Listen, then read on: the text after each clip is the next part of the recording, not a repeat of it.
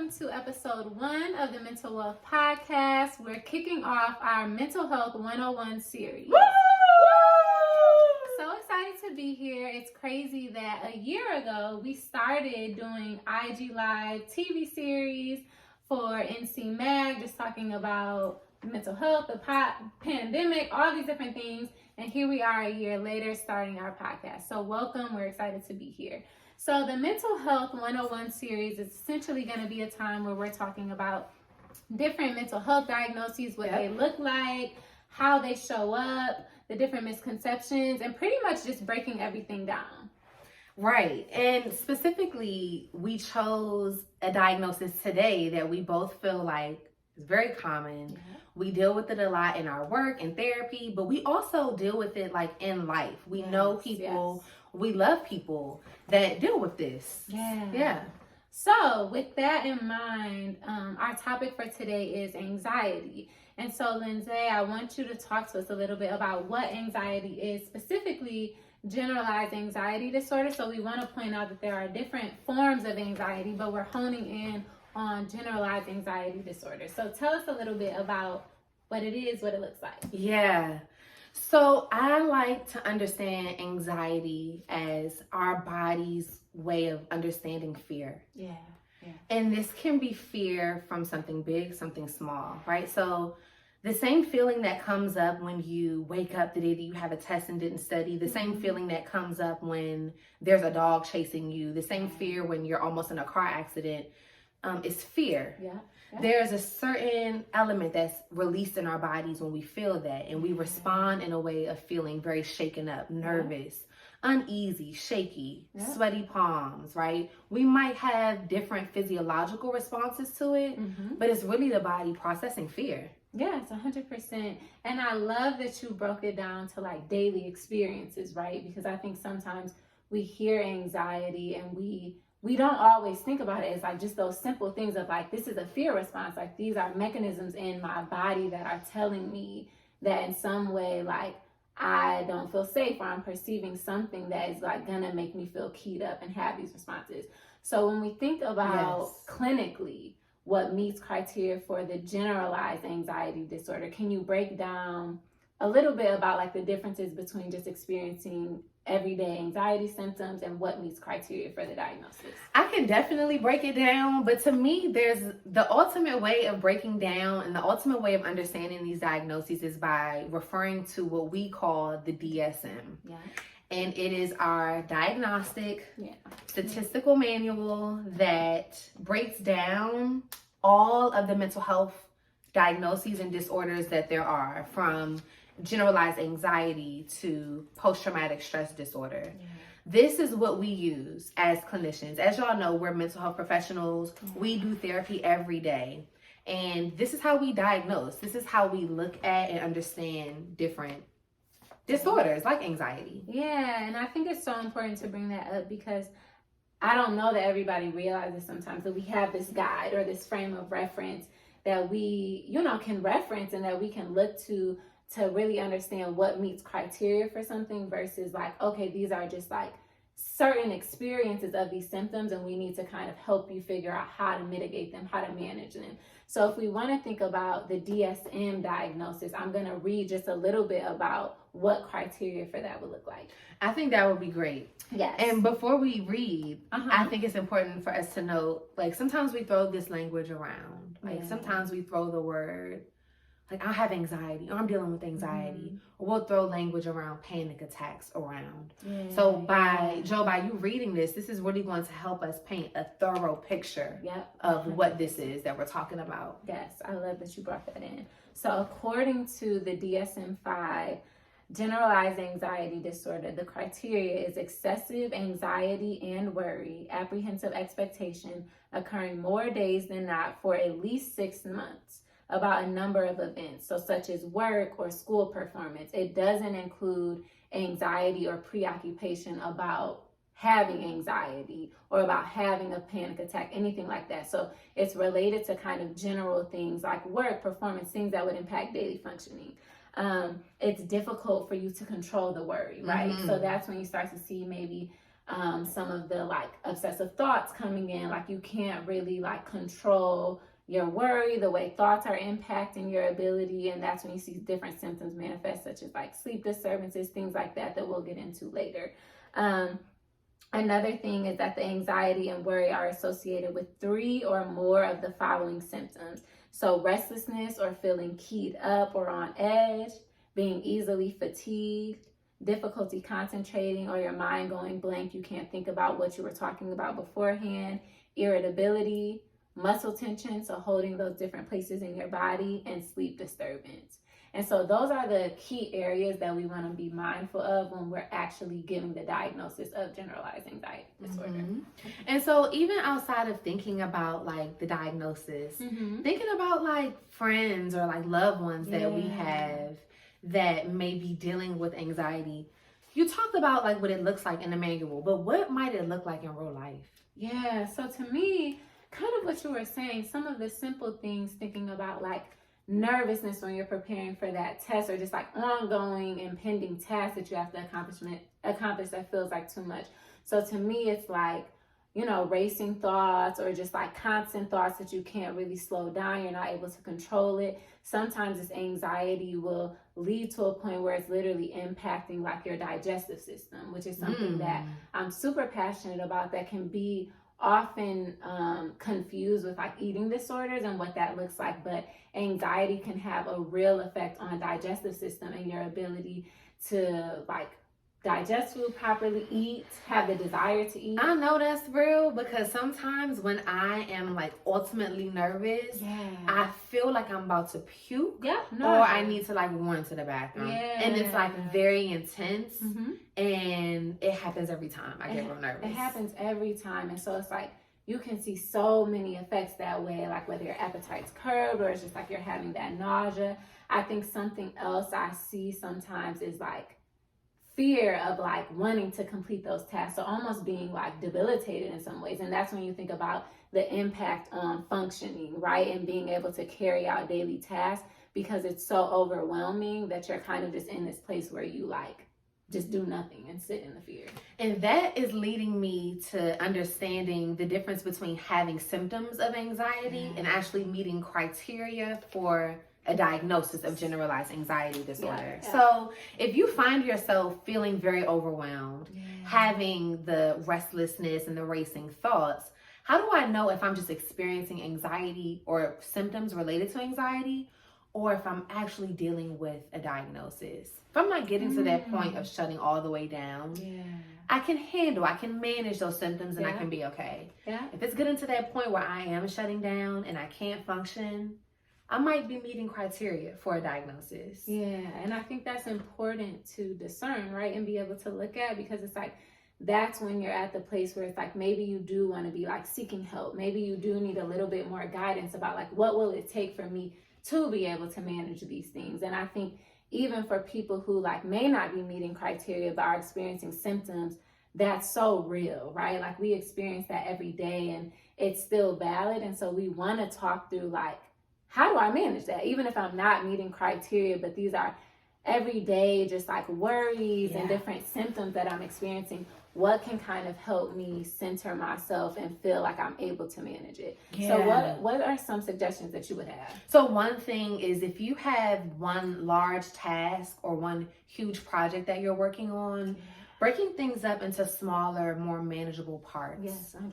One of my favorite sayings is like, what's the best way to eat an elephant? One bite at a time. And I think this is so relevant with anxiety, because we wake up and we feel that elephant. We feel that long list of things that we have to do. But breaking things up into smaller, just more manageable feeling tasks feels doable, which will then help to minimize some of the anxiety, which will then help you to be more productive, getting things done, crossing things off of that list. Yes, I love that because I think we do bite off more than we can chew sometimes, right? Like that's just our innate desires to take on all of these things. But if you can just step back and make things realistic, you do alleviate some of that pressure. So I think that's so good. Something I like typically think about is like what it's like to really like get into your body, right? So to really to really feel your body and think about like, how are these symptoms showing up for me? So like, am I experiencing like my heart racing? Is it nausea and like issues with my digestive system? Is it sweating? Like, what are the different symptoms and like, where is it in the body? And once you can become more in tune and aware of how those symptoms are showing up, it'll give you just a little bit more understanding of what you need to focus on when you're thinking about coping and kind of centering yourself. Wow. Yeah. I love that. I love that, like, get into your body. Yeah. And like understand, how does your body feel when you're experiencing certain things. So what are some things that we can do to get into our bodies? Like, I don't know. I have a couple of thoughts, but what do you think? Yeah, so one thing that like comes to mind for me is really simple, and I think sometimes you could consider it to be a part of like progressive muscle relaxation or like a technique that we use. But something that I would say to really help you kind of get into your body is just a simple technique of like gathering all your muscles together, like almost increasing the tension and then releasing. And what it does in that moment is by you gathering that tension and kind of really localizing. I felt that. Yeah, localizing and focusing on like, what are these pressure points? Where are these areas where even with me intentionally putting pressure and tension, they were already there. When you release, it kind of just gives you a little bit of insight into like, ooh, like where are these areas in my body that like really needed that release, that were a little bit heavier than the other parts that I intentionally like applied this pressure to. So that's like a technique that I like kind of do to help like getting into the body and understanding where things are. I love progressive muscle relaxation. Yeah. One that I use is just a very simple inhale for 3 seconds, exhale for 3 seconds. And literally in the moment is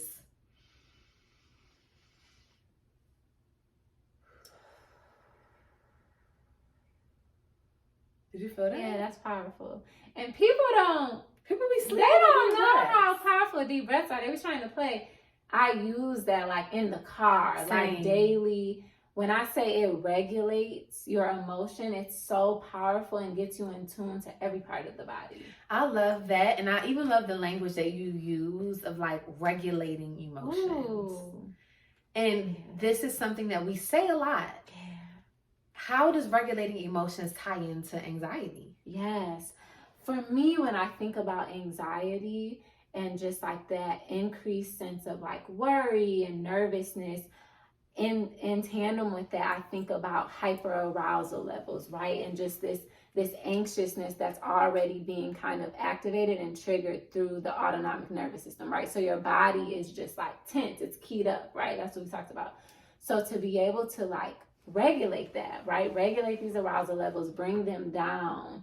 To me, a lot of that ties into how in tune you can get in your body. So when we're talking about the deep breathing, the grounding, that kind of helps you kind of switch gears from that autonomic to activating the parasympathetic nervous system. So when we're thinking about rest and digest, calming down, like being able to have a sense of control. And so to me, it's so important to like use those different things that are within us in order to be able to like come from this sense of like heightened anxiety and nervous and we're moving fast to just slowing things down and taking that pause. Wow. Yeah. I want to break something down for folks that may not be as familiar, right? Yeah. So we have something called a window of tolerance, right? And this is the window of tolerance.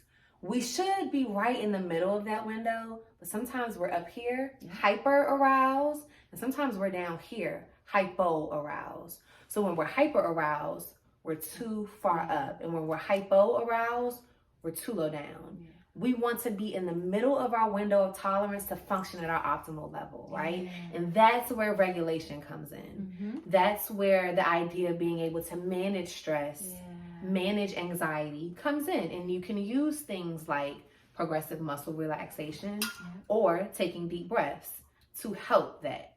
And you know, I think it's beautiful like applying this language and just even having this conversation, because I think in theory, when people are experiencing it, it's just like, what do I do? Like, how do I calm this down? Like, everybody's just saying like, I can manage it, but what are like the practical steps? And when you hear things like deep breathing, like muscle relaxation, it's so within our realm of control and practice. And it's just a matter of like having that knowledge to be able to apply it. It's a matter of having that knowledge to be able to apply it and to feel in the moment when I am triggered, I have something that I can use. I have something that I can rely on. I don't have to suffer in this cycle of anxiety because I can try to regulate my body or shift my energy in some way, even if it's in a small way, just to help you get through a certain moment. Yeah, I love that. So in thinking about that, and I mean, I think some of the things we talked through are applicable both to like people experiencing anxiety symptoms as well as people who have been actually diagnosed. But what would you say are some like additional things that maybe should be thought about for people who are meeting criteria? So some things to think about for people that are meeting criteria, or even if a loved one or a close friend is meeting criteria, is definitely offering sources of support, offering additional resources. We are huge advocates for therapy. We're huge proponents for going to therapy, getting the help that you need. Having safe space to process some of the things that's causing anxiety can be tremendously helpful. Another thing for people that are experiencing anxiety or meeting criteria for anxiety is helping them to have an understanding of what it is and what it's not. So powerful. There's a lot of power in like understanding diagnoses and figuring out how to navigate that space without feeling like you have a label on you.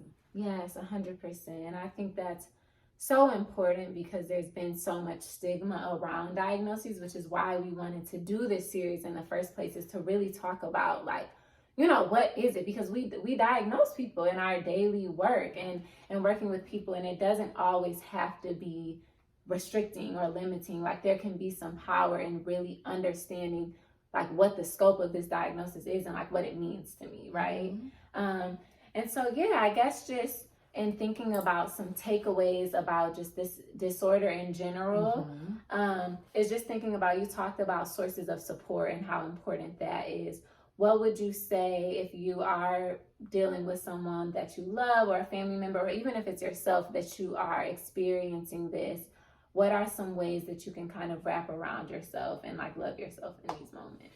Well, one of the most important ways is by having plenty of tools and having plenty of resources that you can use when you need them. Learning those things, feeling comfortable using and practicing those things so that when you need them the most in the moment, you can use them. What are your thoughts about that? I think that was like exactly what I was going to say. My favorite thing is just like, we use this language of like building your toolbox, right? So like getting the things that you do have in your possession and really applying them and practicing them so that you can kind of be prepared for these moments when they arise. And it's like, okay, I know that this is something that helps me regulate in this moment. I know this is something that I can use to cope and get me through this place. And I think that was one of our goals in this podcast, was just to give you tools, right? Give you takeaways. And really help you understand the breakdown of like what it means to have an anxiety symptom versus like meeting full criteria. And what it means to have a mental health diagnosis versus not having one, right? You mentioned the stigma. And a part of that is the reason why we're sitting on this couch, because we are so committed to combating that, breaking that down. It's important. It's crucial. Because that is like the line between people sometimes seeking support and not. Right? And so it's like, this is just an important conversation. It's important moments. We hope that like you took something from it and that you built your toolbox in this moment. Do you have any thoughts, any last things you want to share? The last things that I want to share is that we're here to help and to support you all, our community. We want to hear from you. We are excited about engaging with our audience and meeting everyone where they are. So if there are certain topics that you want us to explore, please let us know. Please share. We look forward to digging through this book, our DSM. Hefty. But we're going to work through it. We're going to work through it. We have a lot to talk about, and we want to hear from y'all. So let us know your suggestions, what you want to hear, what diagnosis you want us to break down and get into. Nothing is off limits. Nothing. We're open for it all. So we're excited This is our kickoff episode, and we're looking forward to many more with you all. Thanks for tuning in to episode 1 of the Mental Wealth Podcast. Yes. Talk to you later. Bye.